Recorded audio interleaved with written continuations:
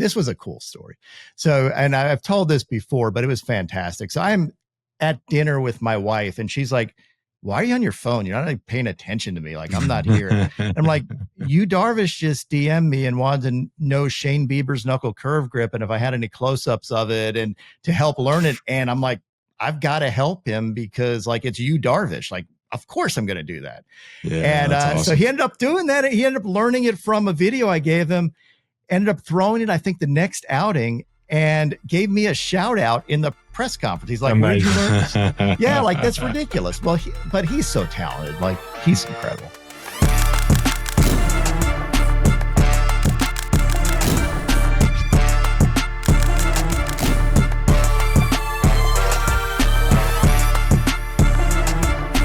So we're digging at home. It's a new series. Our guest here, Mr. Rob, the pitching ninja, has had tremendous influence, not only on the pitching side of the game, but in baseball in general. So Rob, thank you for joining us today, pal. And this is a new era of social media influencers, the way the game is taught. And you have been a huge start to that in the baseball chapter. So we love to pick your brain and kind of see where that's began and how that came about. And the current state of baseball. Pitching ninja Rob, good to see you, my man. Great to see you. Unfortunately, my brain is just mush right now. Like after the season, I just like decompress. Totally. Maybe that's the first thing I forgot to say in the off season. You take about a 1 to 2 week vacation. Hopefully that's in November at some point in time. And then you get the off season program started and all that. The Sledge, Peter Moylan, you're out there in Australia, the land down under. Doing great, buddy. Good to see you. I'm happy to be back. It's been so long since I've seen you. We've got an amazing guest today, but I'll tell you what, Melbourne Aces are on fire. 17 hits last night. So if you guys want to check that out, head over to my channel, like and subscribe, and we're back to go. Yes. And like we said, this is Digging at Home. We're bringing to you some content live from the off season because we're all at home in the off season. And as a player in the off season, you go home as a hitter, pitcher, whatever it is, you kind of review your season, you recap, kind of mechanically, what went right, what went wrong, what you want to work on. Rob and I, by the way, just to get everybody familiar, FanDuel this year, we worked the Wednesday, whatever the BetCast game was. So I've gotten the chance to talk to Rob a lot, and I hate that I love him so much because you have ruined my life with some of the pitches that these guys are throwing, some of the pointers you gave out. So where'd this all start, Rob? I know, you and your son, you tried to help your son improve, and now you guys are having tremendous influence on the baseball world. I mean, like I never expected to do any of this stuff. I was not a great baseball player in, growing up or anything. I love the game, but I think that's part of the key is like not being that good. So I asked a lot of questions and, as a lawyer, started my own internet company, did a whole bunch of stuff. And then when I had a kid, everybody thought I was a good coach. Like I'd talk to kids and they'd be like, hey, you want to coach my kid? You want to do that? And I'm like, dude, I don't want to teach what I was taught because it kind of sucked. So I went down, I learned everything I could, like the lawyer that I am. Started actually, interestingly enough, on the Let's Talk Pitching message board, even before Twitter and all that stuff. And it was with like folks like Kyle Bodie, Ben Brewster at Tread Athletics, Eric Cressy was on there somewhat, wow. Lance Wheeler, a whole bunch of, yeah. So we all started in the same place and we went off in different directions. So yeah, I never expected to be doing any of this, but I learned a whole lot along the way, thanks to a lot of really good folks. And part of the thing is cutting through the BS. Like everybody likes to market stuff. And I don't like hearing marketing speak. I like hearing truth. So I did my own looks at videos, saw what pitchers were actually doing in my mind, and then saw who I thought matched up the most with that. And they happen to be the guys that are most successful now teaching this stuff. Like I knew Kyle before he started, actually when he was just starting Driveline, and Ben before he started Tread Athletics. So those guys are very smart. I remember like it was yesterday, the first time that I saw an overlay video, and that set a trend starting in MLB. Kelvin Herrera actually showed me a video of yours, and I was like, man, this is unbelievable. And then from that point, you've gone on to, obviously, you're creating as much content as anyone in the baseball world. But how do you go from top of your class at law school to becoming a lawyer to now you're just doing baseball content? Is it a love thing? It is like, it's I walked away from jobs that I loved. I walked away from a lawyer job I loved, and then walked away from a company that I started that's now like 100 people and still around doing really well. And it was just a matter of like, what do I want to be known for at the end of the day? Do I want to be known for, internet software dude, or do I want to be known as Pitching Ninja? And I want to be known as Pitching Ninja. It's a really cool name, cool logo. Yeah, I mean, like, come on, anybody could be Lawyer Man, but not a lot of people could be Pitching Ninja. So that's really it. Like, it was just, what do I want to do? What I want to, how do I feel like I can help more people and enjoy the game? Like, I have fun with it. I try to pass along a love for the game and try to not take everything so seriously and start fights on the internet. And like, I try to be the good guy. So at what point does it become, okay, I can break off and do this as my main deal? I don't want to downgrade this by any means, but do you have a couple viral clips and then all of a sudden you're like, okay, we're getting it going and now we're making videos? Did it start on the amateur side? At what point did that all kind of become a real deal? I still don't know. So it wasn't like, so I know how John Boy started. He had, he had viral clips and it blew up, and that is so cool. Mine was like building a mountain piece by piece. Like, I didn't have any plan to do it. So it wasn't like I said, because I had a great job. Like, I am not trying to leave it. And it just kept growing and growing. I kept posting and posting, and it ended up taking more and more of my day. And to be fair, like, to everything, what are you going to do? You can't work 3 different jobs unless you're like Elon Musk and running 3 different companies, whatever. So I like had to figure out what I wanted to do and put in my best effort. And it really wasn't one thing. It was a matter of, do I think I can do this full time? And I figured I could and never looked back. Be honest. What did you think when I reached out to you and said that I wanted to come and throw a bullpen in your basement? I thought it was fantastic. Like, I have this whole basement set up. I've had the Georgia Tech baseball team throw down there. I've had like, a number of guys. And when you said you wanted to come over, I was like, sure, come on, let's do it. I mean, I watched you pitch. I've never had like a guy throwing from that arm slot down there. I'm sure that's not the first or not the only guy, because here's the thing. Now people I feel like in the outside, it's different now, but people don't fully understand hitting coaches and pitching coaches in the big leagues. Now, a lot of organizations are adapting, but they're mostly game planning, especially for a hitter. You're game planning. It's not so much mechanics. So a lot of big league hitters go outside the organization, believe it or not, especially in the offseason, when it comes to big mechanical changes, when it comes to stuff that you weren't happy with from the previous year and you want to make a big change. So with that being said, on the pitching side, like I said before, a lot of organizations are now adapting to it, but I'm sure a lot of big league pitchers were hitting you up talking about, hey, help me out on pitch design, help me out on mechanics. I mean, I'm sure it happened time and time again, huh, Rob? It does. It still happens. Like, DMs all the time, or someone will text me. And it's really about sharing. Like, it's really cool environment when you're a pitcher. You can share grips, and a lot of folks just end up learning from stuff I'll put out on YouTube, on X, or just contact me and say, hey, what do you think about this pitch? What should I do here? This was a cool story.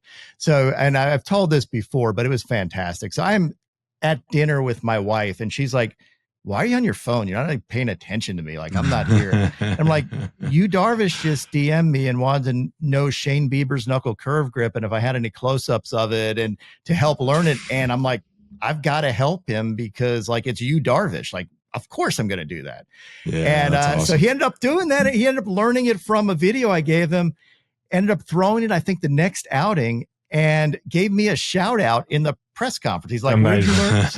Yeah, like, that's ridiculous. Well, but he's so talented. Like, he's incredible. What he can do with the baseball is unbelievable. I used to see him with his finger spacers in his locker. He would, with the iPads, when the iPads came in the dugout, he would learn. One year, Lance McCullers has all of a sudden learned a new slider, and you would just look at a couple videos. Next day, he's throwing it in his bullpen session, and then he mixes it in the game. I mean, he's got up to about 11 pitches right now, right, Pete? Yeah, I mean, he can manipulate it as good as anybody. But do you think that's been the biggest change, Rob, is that the ability of a guy to now know exactly what it takes to be able to create a pitch, and they can do it in such a short period of time? You can effectively go away one off season and turn yourself into a different pitcher.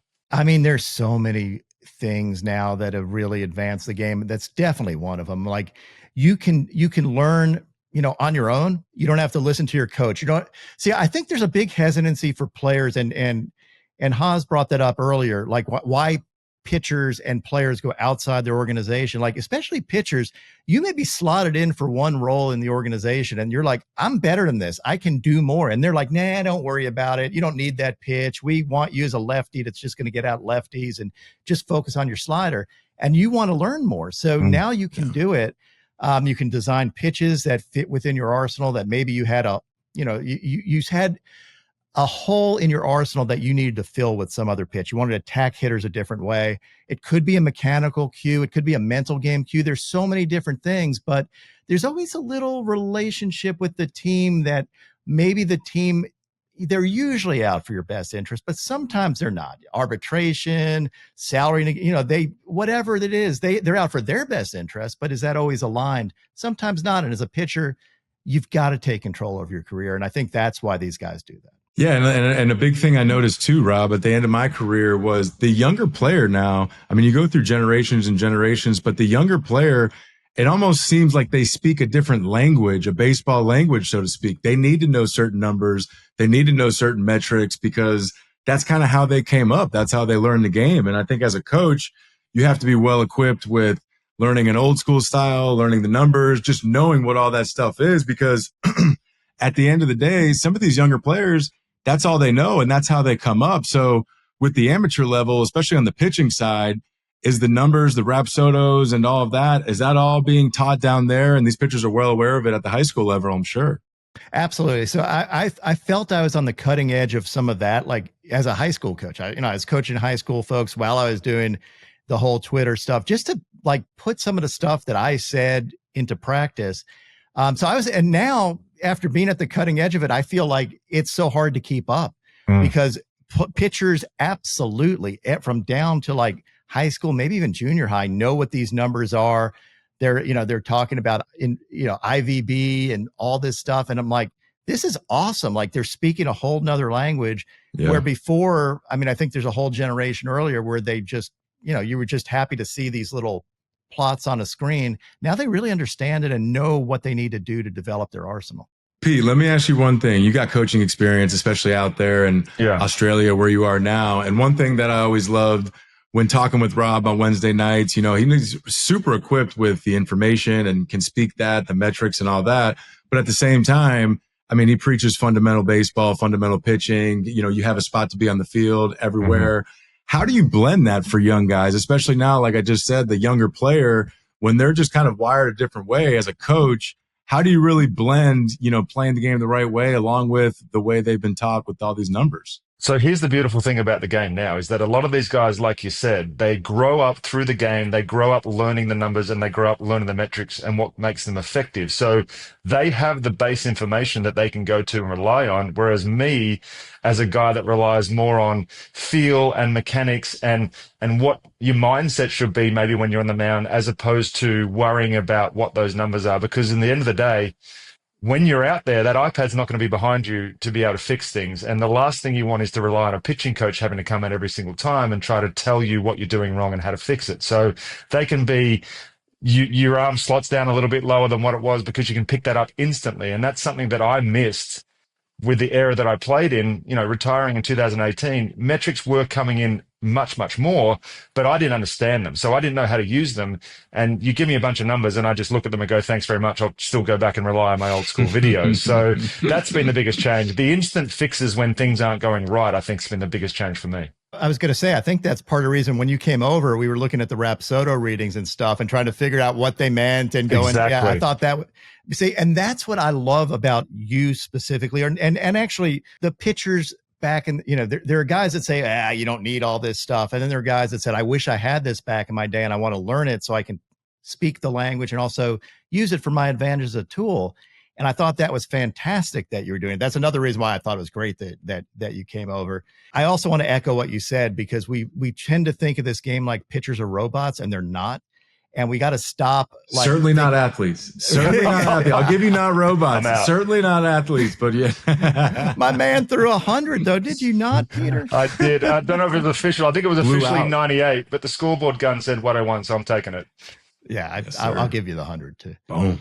Yeah, no, I love that, Rob. And what do you think is the biggest change with the metrics? For me personally, and we talked about this a lot on the Wednesday nights, but it's the numbers they've given these pitchers so much conviction. When you see, hey, this isn't a successful pitch and this is why, and you have the numbers to support it and have the numbers to prove it. And then on the positive side to that, it's like, hey, Seth Lugo, this pitch is well above average, and this is elite. This is elite. Now you're top 3 in the Cy Young because you kind of exit out the cutter pitches that got you in trouble, and you're just hammering down your elite pitches. So for me, I think that's been the biggest help for pitchers with the numbers, especially the metrics. Yeah, I would agree. I mean, you can eliminate really bad pitches, like you're told to throw fastballs, and everybody would set up guys with fastballs. It doesn't mean, your fastball may not be good.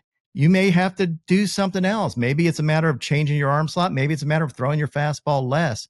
But we're able to evaluate pitches in a vacuum. But there's some things I don't think the numbers tell. And there's some of the old school stuff. Like we're able to figure out why somebody maybe has an invisiball, like we used to call it. Like you don't pick it up really well. We know, it all's IVB and stuff. Like maybe the ball's playing a little, it tends to rise out of your hand versus something that sinks into the bat plane.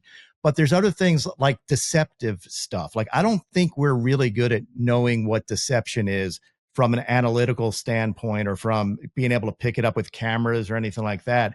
It's something that an old school guy will say, hey, do this, do that. It's deceptive to the hitter, but we don't measure it really. So there's so much we can do that we're just scratching the surface of, but I don't think humans are ever going to be satisfied with just, analytics and machines coaching them. I think you need the people that speak the language. So over the course of my career, there's been certain trends. When I first came up, there was sliders and sinkers, and then it went to high fastballs and a lot of breaking balls. And I think we've gone back now to sinkers and sliders are back to being sexy again. What is it that causes the game to shift like that? Is it the metrics that guys are trying to adapt to, or is it the hitters that have adapted and the pitchers have to adapt back? Yeah, I mean, I think it's a lot of that. It's a cat and mouse game. Hitters are basically on defense, right? You're counterpunchers. The pitcher has the baseball. They decide where they want to throw it and what they want to throw, and you have to react to it. And now with all the technology hitters have, like Traject and other things that you can mirror what guys are throwing, people have seen these elevated heaters all the time. They're seeing the sweeper all the time. So you've got to do something different. You want to be an outlier that's very tough to replicate. I'm hoping that means knuckleballs are coming back and everybody's going to throw them. But it's a lot of East-West game now where it was North-South for a while. It's going to settle. It's going to just go back and forth. It's total cat mouse. I mean, hitters, they're just going to keep adapting, and pitchers are going to have to readapt and change things. Yeah, to me, it's especially on the hitting side, it's all the training. Like the hitting, last couple of years of my career, it was like these guys are hitting off a machine at 115 miles an hour. They got the foam balls. They're hitting these sliders that are just nastier than nasty. So, I mean, the training and the hand-eye, that's why these players just keep getting better and better. But you brought up one thing, Rob, about deception and guys that makes them nasty. It's hard to pick up their ball and that kind of thing. And Skenes was a guy that we brought up, it seemed like every Wednesday night. He doesn't have, at least it doesn't look like, deception at all. Like it's super smooth. I mean, he's a horse. Like that mentality, that's what you want on the mound as your ace. But what makes him so elite? Is it his stuff? Because to me, the big thing I wanted to look for was the second game, the third game, second time through, third time through, see how they adjust to the fastball. And big league hitters, Ian Happ, Cody Bellinger, they were not catching up to the fastball. So for me, Skenes hasn't really had to go to the splinter curve and adjust that much. Is his stuff just that elite? It's more than stuff with him. Like it's a combination of things. I will tell you, I've interviewed a lot of pitchers. He is the most impressive young pitcher I have interviewed in terms of makeup, in terms of desire to learn, in terms of just, he always seems like he wants to do the right thing and wants to work really hard. When I interviewed him at LSU, and he was like, he had just started pitching for like a year. I mean, Don't forget when he was like player of the year, he had just started pitching. He was a catcher and a hitter too. So I'm talking to this dude. I'm like, you're throwing 102. You can put the ball where you want to. And that's another thing that separates him is he said he's always been able to put the ball where he wanted to. And I was like, really? You're throwing the ball 102 and you know where it's going. That's huge. And then as the catcher mindset, knowing how to attack hitters is useful, but he's got so many different pitches. He has an aggressive attitude, but he's smart and humble.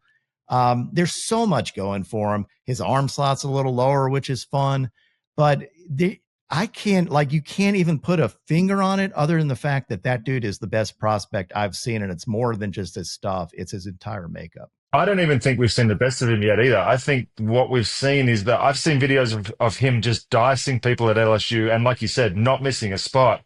He got away with missing spots this year, even in the big league level. So that tells you exactly what he's got coming. He's going to, and the stuff that he does prior to the game, the stuff that he does in between starts, he's just on another level with everything, it feels like. You make a really good point. So I know where all those little pieces come from in his pregame warmup, and he's borrowed stuff from some of the best guys out there. And a lot of pitchers are hesitant to do that. Either number one, it can wear you down, and he's just a big horse. But number two, they don't want to look weird. You have guys that just want to go through and be one of the guys and be like everybody else. He doesn't care. He wants to be himself. He's respectful about it. He's not a jerk and goes in there and goes, I know what I'm doing. He wants to learn from a pitching coach, but he takes little things from everybody. I talked to him about pitch tunneling because I noticed he did a great job he threw a fastball off the plate and then he threw a slider off of that was in the same tunnel. And I said, did you do that on purpose? Because that was crazy.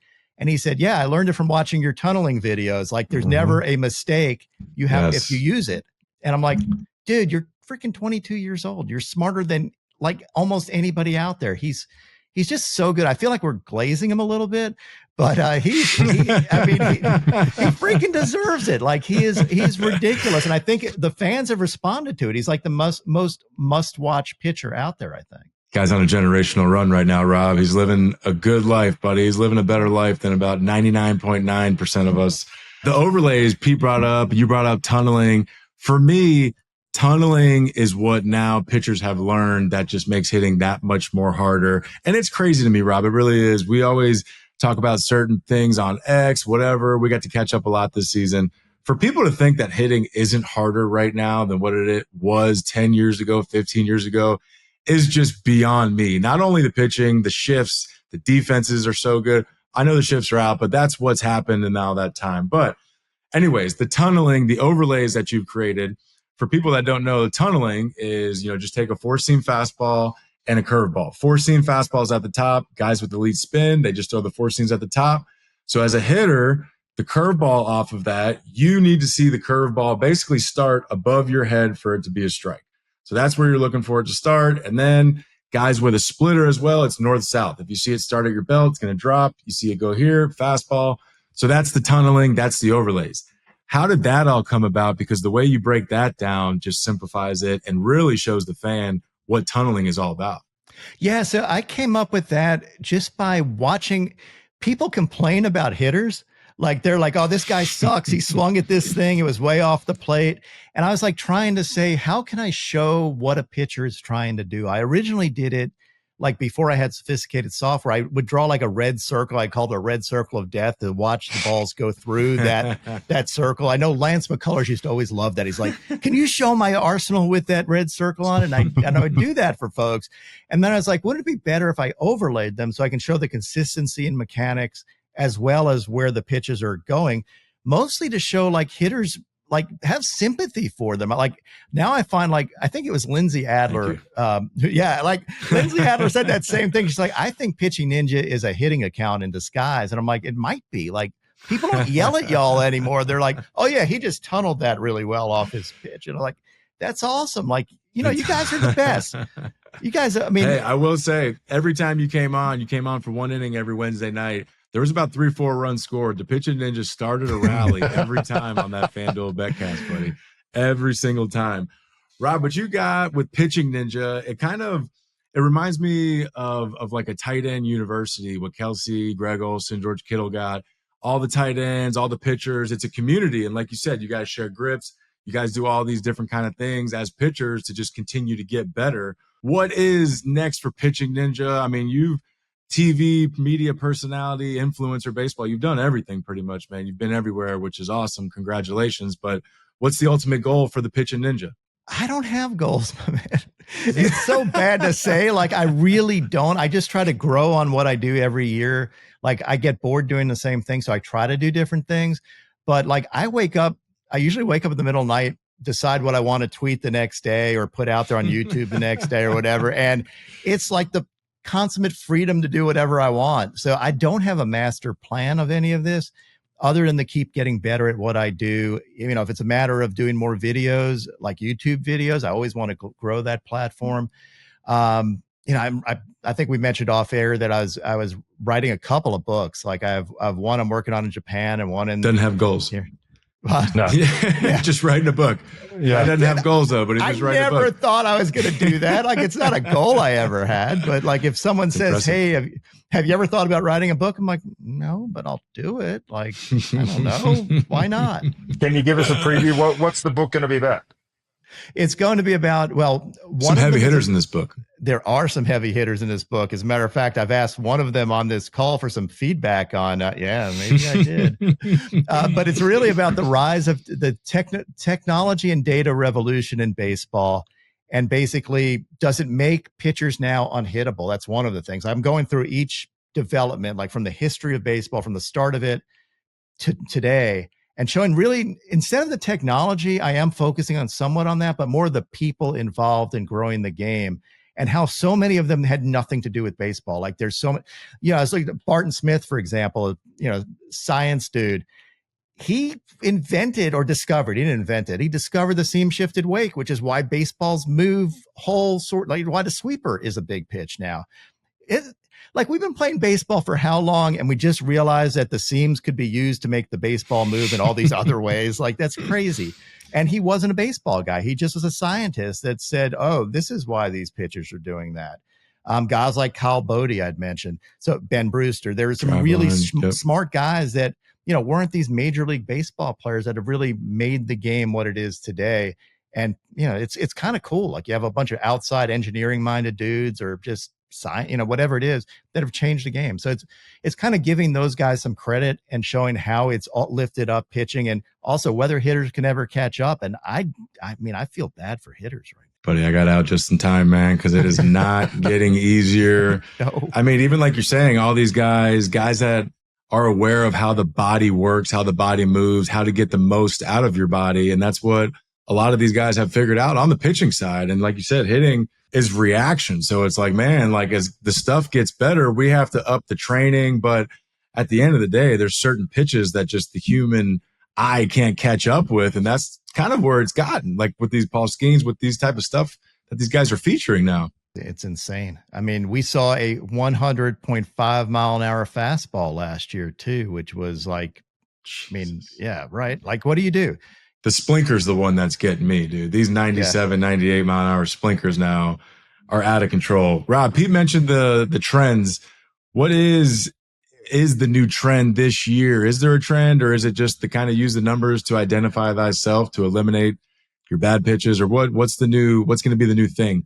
It's a little bit of that. I think the trend is, you know, I think we're going to see starters, maybe at least some guys going a little deeper instead of pulling them right away. I think we're realizing that there is literally not very much science behind pulling a pitcher at a certain pitch count. So some guys, like we mentioned, Skenes, he was throwing 120 at LSU in college. He threw like, I remember he threw like 102 on his 120th pitch at LSU or something like that.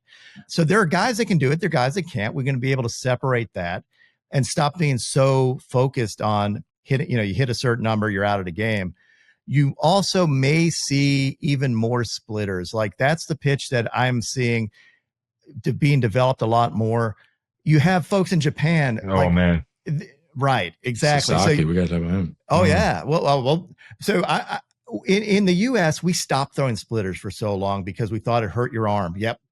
And in Japan they never stopped. So now they have ways of, you know, you can throw a gyro splitter. You can throw a splitter that's going arm side. Sasaki throws one that breaks almost like a cutter. So yeah, like it's nuts what they can do. It's like the national pitch in Japan, and here we're behind. Like we say a guy has a splitter. They're like, what kind of splitter does he throw? There's different types of splitters. Yeah. There's levels to this. You know, here we got people that are experimenting with it. I've noticed like the Mariners, for example, have done a really good job of sharing what they feel is successful on their grip with their other pitchers, and that's being passed down. So you're going to see more of that. And I think, you know, splitter is just a brutal pitch. It's such an effective pitch. Yeah. You're seeing just full hand instead of the side of a hand come through. So it looks a lot like a fastball. Pete, do you think that's something? Because Rob brought up a good point with Seattle. I remember I did some rehab at bats and I went to Seattle's minor league fields, and I'm talking about I saw spin, spin, spin, spin, spin. And they're saying basically that's what the organization preaches is spin first and then heaters at the top. Do you kind of see pitching now the way organizations go out and seek pitchers? Is it kind of like similar to NFL, how they go out and look for a certain style of offenses or certain styles? Is that what you think baseball is getting to now? Like certain teams are just looking for four-seam guys at the top or sinker guys? What's your take on that? It's a bit of a mix of both. They'll go out looking for a certain guy with a certain pitch, but at the same time, if they don't have that pitch, they'll try to encourage them to develop a certain style of pitch based on their mechanics, based on their metrics, based on their numbers, based to their career to this point. So, but organizational philosophies can also get you in trouble because you end up cookie cutting yourself into one way. And you look at someone like the Rays who have been able to be so effective at finding the difference in guys and having them come out of the bullpen, 8 different arm angles, 8 different guys. So I think if you do try to force a trend onto your whole staff, you might end up doing more harm than good. Rob, is that a big thing too on the amateur level when guys are getting drafted or getting scouted for college? Is it, they see a pitcher and their arsenal and the way they're using their arsenal and they're thinking, hey, if I can just get under this guy and just tell him or get him under my program, hey, throw this pitch, don't throw this pitch, attack this part of the zone, and you can become elite. Is that kind of a big thing with scouting now as well? Absolutely. So I was at the MLB Combine last year, and that was the big thing is finding guys with crappy fastball grips and knowing that you could fix it really easy. So you're getting them kind of cheap. Yeah. You can draft somebody later and say, if I just fix his fastball and it'll just, keep its plane a little more. This is that's like table stakes. It's very easy stuff to do. So yeah, that is definitely a trend without a doubt. You have to be aware that information and a change can come from anywhere and anybody. Tom Glavine discovered his changeup, sagging BP in the outfield and messing around with grips, throwing the ball back into the guy in the bucket. So it can come from anywhere, and it can be a sugar pill that ends up changing your whole career because you believe that it works. But you just got to be open to listening and hearing everybody's opinion. And if it doesn't work for you, just try it and throw it out and move on. But there's just too many guys with a lot of information to offer that are getting shut down as well. You make a really good point with Glavine, and the other Glavine story is when Pedro Martinez was in the All-Star game, he saw Glavine and Maddox throwing changeups and spotting their changeups, and he's like, wait, you mean you know where your changeup's going to go? You can spot that to either side of the plate? And they're like, yeah, you didn't know that? And so he started, he made Pedro Martinez that much better by learning that. Just what he needed. He was just grip and rip. Yeah, right. Tarik Skubal, I know that's one of your favorite pitchers right now in the league, so we can just put him at the top. Well, Tarik Skubal's number one. He is the best pitcher in baseball right now, and I don't think there's much doubt about it, being a young guy. So he's a guy I know ever since he was in college, which is kind of weird. He had so a guy I was coaching with left. A high school coach left to go be an assistant coach at Seattle University and handed the phone to Skubal while he was there because he wanted to talk to me. And that's cool. That was so weird. It is. But and he went through surgery at college, right? He was a low draft guy because he was going through rehab during college, and then boom. Exactly. He's a horse too. He's a tank. I had no idea until I saw him in the playoffs, and he was just a bulldog, rears back, and he doesn't miss a spot. That's the craziest thing. Monster. He's so that big leg kick, and it's so repeatable. He's also such a dog on the bump. He has that. He's so relaxed sometimes. You'll see him joke around, and then other times you see him walking off the field, feeling himself. He's a character, and he's another guy you have to root for because he's a smart dude, works hard, but has nasty stuff. He hit 102 this year too. He is a dog. You see him that outing in Cleveland he had where he went 7, 8 innings, whatever it was. Every inning, you see how fired up he is. And then he gets pulled from the game in the 8th or whatever it was. And then he just finally lets it all out. It's dude, this guy, he was their reset button in Detroit. It was bullpen day, reset, bullpen day, boom. He's another guy about pitch design too, which is kind of sick because he and Chris Sale, who would be another one of my top filthiest pitchers, both cut their changeups, which is really weird. I always taught a pronated changeup, and now because of seam shifted wake, if you cut it, you can actually get good run on it and good sink. So yeah, both of those guys don't know why it works, but they do it. So I would put Chris Sale also as one of my filthiest pitchers without a doubt. He's just disgusting. Peter, you got to see them all last year. Like, It was just the turnaround for the century, from the minute we saw him go out for the first couple of outings, we thought there was something different about him. The fact he was able to maintain that through the whole year, just incredible. You got to be fired up to see Sasaki and Otani potentially pitching in the same rotation next year. dude, Yeah, what's Sasaki stuff compared to? What is that looking like? It doesn't. All right, so I think number one, we all forgot that Shohei Otani is perhaps the filthiest pitcher in baseball when he's pitching. Like, let's get this out of the way. Yes. Like, everybody's saying, do you think he should pitch? Should he just focus on hitting? Yes. Hell yeah. Hell no, he shouldn't. Like, dude he's a is top 5 Cy Young. Yeah. Yeah. Like, if you told me he was going to win the Cy Young next year, I would not be surprised at all. Like, he throws 100 plus, has a ridiculous splitter, a ridiculous sweeper, and he learned a sinker in the middle of the season. So, like, that dude, forget it. He's so talented. So yeah, he's going to be great. And then you add in maybe certainly the best guy not playing in the major leagues right now. There was a debate whether he was the best prospect. It was either him or Skenes. It's hard to put him above Skenes right now just because we know how good Skenes is. But it would not surprise me at all to see him just take the league by storm. The other thing is we haven't seen the best of Yamamoto yet either. I agree. He's really good. Yeah. He's going to make that adjustment. How do you play this team? Like, what do you do against the Dodgers if they sign him? You got Blake Snell. You got Tyler Glass now. You got Dustin May. You better learn how to hit a split real quick. Yeah. Oh, my goodness, buddy. Like, it's the filthiest staff. I mean, whether they're the best staff of all time, we'll see.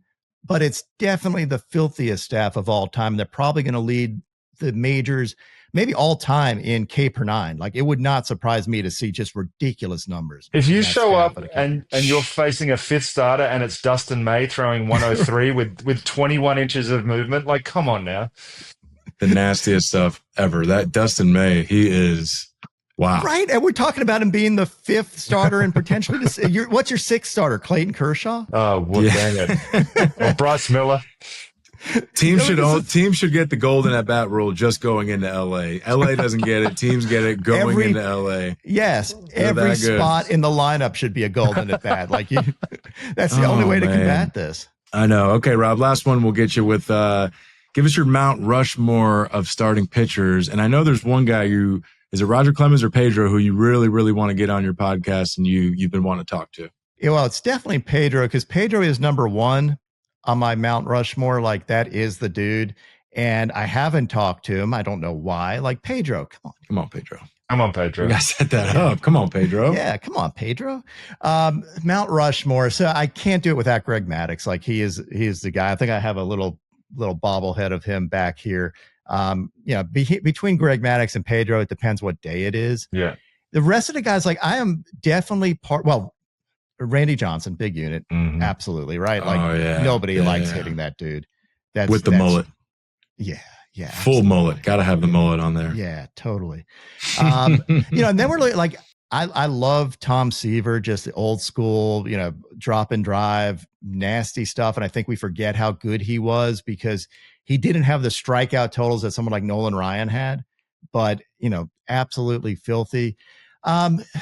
Fifth spot, we did this last year, and I'm trying to remember who I had because there's a lot of debate on this. Like, you can put a Bob Gibson up there. You can put a Roger Clemens up there, obviously, with all those 7 Cy Youngs. Like, Jesus. I mean, you kind of have to think about that. Mm-hmm. I mean, if you go way long, way old school, like, I don't know. I'd never seen him pitch. But you look at Walter Johnson's stats, and, he's absolutely career 2 ERA with 400 something wins. And, that's not bad.